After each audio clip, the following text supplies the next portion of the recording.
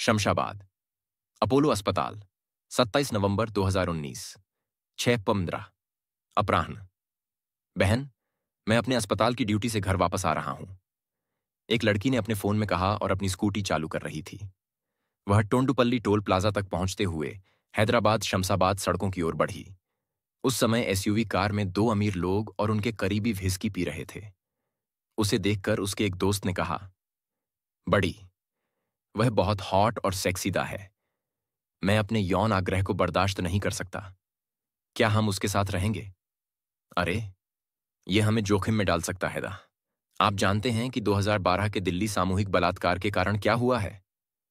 अरे, हमारी न्यायिक प्रणाली संयुक्त राज्य अमेरिका, ब्रिटेन और जापान दा के विपरीत कठोर दंड नहीं देगी। इसलिए हम जो चाहें कर सकते हैं। और एक समस्या भी आती है। हमारा परिवार जमानत के लिए है, आप जानते हैं, उन अमीर लोगों में से एक ने कहा। ठीक है, चलो उसका आनंद लें। लोग उसके पीछे एक डाकघर की ओर गए। लड़की हैदराबाद में एक त्वचा विशेषज्ञ के कार्यालय में टैक्सी ले गई। जैसे ही वह एक टैक्सी में गई, उनमें से एक ने कहा, चाह। हमने उसके दा को याद किया। किसने दा को बताया? उसने गाड़ी यहीं खड़ी की है। तो मतलब क्या? वह फिर आएगी। एक अमीर आदमी कहता है, क्या होगा अगर हम उसके स्कूटर के टायर को खराब कर दें? लोग उसके टायर को डिफ्लेट करते हैं और उसके आने का इंतजार करते हैं, चाहे समय कुछ भी हो। 9:15 अपराह्न, लगभग 9:15 बजे लड़की टैक्सी में लौटी और उसे देखकर एक अमीर आदमी ने कहा, हाँ, वह बहुत प्यारी और सुंदर दिखती है। लड़की ने सपाट टायर देखा और अपनी बहन को फोन किया। बताओ मां। बहन, मेरा टायर पंक्चर हो गया। चिंता मत करो मां, टैक्सी या बस से आओ। वह सहमत हो जाती है और कुछ मदद की तलाश करती है। अमीर लोग उसकी मदद करते हैं और उस पर घात लगाकर हमला करते हैं। टोल गेट के पास झाड़ियों में एक सुनसान जगह पर ले जाकर लोगों में से एक ने अपना फोन बंद कर दिया। लड़की चिल्लाई, help, help please, help please. मेरी प्यारी लड़की, तुम जो भी चिल्लाओ या चिल्लाओ, कुछ भी नहीं सुना जाएगा। बड़ी, उसके मुंह में व्हिस्की डालो दा, समस्या हल हो गई। एक लड़के ने उसे चुप कराने की कोशिश में उसके मुंह में व्हिस्की डाल दी। बड़ी, मैं पहले जाऊंगा और आह आह। लड़कों में से एक ने उसके साथ यौन संबंध बनाने की इच्छा दिखाई। छी, उसी के लिए हम उसे यहीं ले गए हैं। पुरुषों ने उसके कपड़े उतार दिए और उन्होंने लड़की के साथ बेरहमी से सामूहिक बलात्कार किया, जब तक कि वह होश नहीं खो बैठी और खून बहने लगा। जब उसे होश आया तो लोगों को खतरा महसूस हुआ, इसलिए उन्होंने उसका गला घोंट दिया, लाश को एक कंबल में लपेट दिया।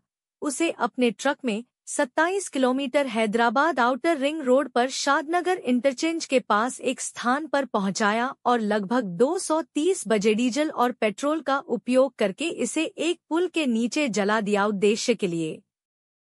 5 घंटे बाद अभी तक घर नहीं आने के कारण लड़की के परिजन दहशत में हैं और शिकायत दर्ज कराने के लिए पास के थाने में गए हैं। पुलिस निरीक्षक उनसे एक शिकायत पत्र प्राप्त करता है और अपने कांस्टेबल को लड़की की तलाश करने के लिए भेजता है। वे मामले के जवाब में अनुचित थे और कथित तौर पर पुलिस स्टेशन के अधिकार क्षेत्र की प्रयोज्यता और परिवार की अनुचित पूछताछ पर समय बर्बाद कर रहे थे। 28 नवंबर 2019 चटनपल्ली ब्रिज। 28 नवंबर 2019 को राहगीरों में से एक ने शादनगर में लड़की के शव की पहचान की और तुरंत पुलिस इंस्पेक्टर को इसकी सूचना दी। वह अपनी टीम के साथ अपराध स्थल पर जाता है और लड़की का शव देखकर डर जाता है। वह लड़की के परिवार को अपराध स्थल पर लाता है।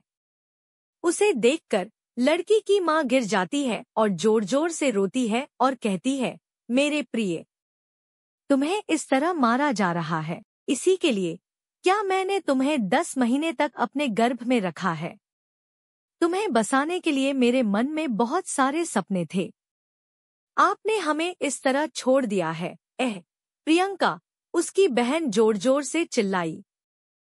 पुलिस अधिकारियों ने उन्हें सांत्वना दी और कहा, आगे की कार्यवाही देखते हैं मैडम। नाराज पीड़ित के पिता ने गुस्से में उससे पूछा, आगे क्या कार्यवाही सर? मृत लड़की मेरी प्यारी बेटी है। मेरा पेट जल रहा है सर। मुझे नहीं पता कि आपकी एक बेटी है या नहीं, लेकिन हम अपनी बेटी की मौत के लिए न्याय चाहते हैं। महोदय, अधिकारी उन्हें एसीपी आदित्य रेड्डी से संपर्क करने के लिए कहता है, जो साइबराबाद मेट्रोपॉलिटन पुलिस में काम करने वाला एक शराबी पुलिस अधिकारी है। अश्विन रेड्डी को बलात्कार के मामले के बारे में पता चलता है और वह इस मामले की जांच के लिए सहमत हो जाता है।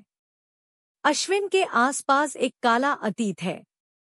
जैसा कि वह पहले हैदराबाद में एक खूंखार गैंगस्टर का सामना कर चुका है, उसकी पत्नी और बेटी की गैंगस्टर के छोटे भाई द्वारा उसकी मौत का बदला लेने के लिए बेरहमी से हत्या कर दी गई थी और अवसाद के कारण वह शराब के नशे में फिसल गया था। अश्विन अपने साथ गए अधिकारियों के साथ अपराध स्थल पर जाता है और शादनगर में सीसीटीवी कार्यालय पहुंचता है।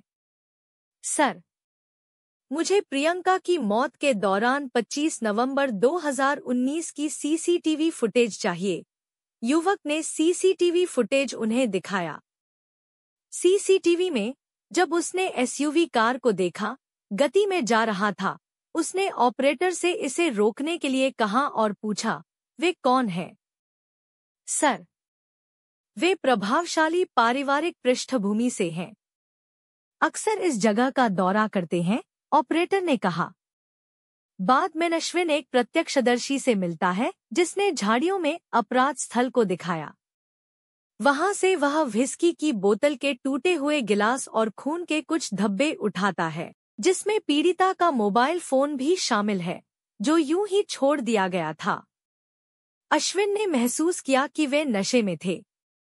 तो हमारी पुलिस को इस लड़की की जली हुई लाश शादनगर में चटनपल्ली ब्रिज के नीचे टोल बूथ से 30 किलोमीटर 19 मील की दूरी पर मिली, जहां उसका अपहरण किया गया था। उसका स्कूटर उस स्थान से 10 किलोमीटर 6.2 मील की दूरी पर पाया गया था जहां उसका अपहरण किया गया था। शव मिला। पुलिस को उसके कपड़े, हैंडबैग, जूते और एक शराब की बोतल टोल बूथ के पास मिली। 70% शरीर जल गया था। जली हुई लाश पर मिले गणेश के लॉकेट ने उसके परिवार को पीड़ित की पहचान करने में मदद की। पोस्टमार्टम के बाद शव परिवार को सौंप दिया गया। अश्विन ने मामले का अपना अंतिम निष्कर्ष निर्धारित किया और उन अमीर लोगों के विवरण के बारे में भड़काना शुरू कर दिया। उन्हें उनके नामों के बारे में पता चलता है: अखिल रेड्डी, साईं आदित्य रेड्डी, रूपेश नायडू, आदर्श बालकृष्ण और अल्लू सुरेश रामकृष्ण। अश्विन ने अपने साथियों की मदद से उनका पता लगाकर उन्हें गिरफ्तार कर लिया और अदालत में पेश किया। कार्यकारी मजिस्ट्रेट ने चारों आरोपियों को 14 दिन की हिरासत में चेरलापल्ली सेंट्रल जेल भेज दिया। और इसी समय नाराज अश्विन रेड्डी की मुलाकात शमशाबाद एयरपोर्ट थाने के sub inspector Rajesh Khanna, inspector Ram Reddy और कांस्टेबल से हो जाती है। उन्हें देखते हुए वह कहता है, मामले में जवाब देने में आपकी लापरवाही के कारण अब एक लड़की की मौत हो गई है। क्या आप इसके लिए इनाम जानते हैं? निलंबन। 1 महीने के लिए निलंबन। वह उन्हें निलंबन का आदेश देता है। वह उनसे कहता है, 1 मिनट रुको। आप सभी ने पुलिस के लिए भारी निराशा लाई है, लेकिन मैं यह दिखाकर इसे दूर कर दूंगा कि हम अपराधियों को दंडित करने और लोगों की रक्षा करने में अक्षम या लापरवाह नहीं हैं। अश्विन आगे बढ़ता है और परिवार के विरोध को देखता है, जिससे वह कहता है, मैडम, मैं एक लड़की की मौत के प्रभाव को जानता हूँ। चूंकि मैं भी एक बच्ची का पिता था और मैं इस लड़की का नाम प्रकट नहीं करना चाहता। हमने उसके असली नाम के बजाय दिशा के रूप में उसका नाम रखने की योजना बनाई है। वास्तविक नाम का उपयोग करने के बजाय सोशल मीडिया पोस्ट के लिए #JusticeForDisha का उपयोग करें। भारतीय कानून बलात्कार पीड़ितों के नामकरण पर रोक लगाते हैं और उल्लंघन कानूनी दंड के अधीन है। रेप के बाद देश के कई हिस्सों में कोहराम मच गया। बलात्कार के खिलाफ बड़े शहरों, नई दिल्ली, मुंबई, अहमदाबाद सहित देश भर में विरोध प्रदर्शन आयोजित किए गए। हैदराबाद विरोध का केंद्र था। राहुल गांधी सहित राजनेताओं ने राजीव गांधी अंतर्राष्ट्रीय हवाई अड्डे के पास हुई घटना पर दुख व्यक्त किया। पूरे भारत में प्रदर्शनकारियों ने बलात्कारियों के खिलाफ सख्त कानून की मांग की। 4 संदिग्धों की गिरफ्तारी के बाद स्थानीय निवासियों की भीड़ शादनगर थाने में अपराध के विरोध में जमा हो गई और मांग की कि पुलिस या तो दोषियों को फांसी दे या गोली मार दे।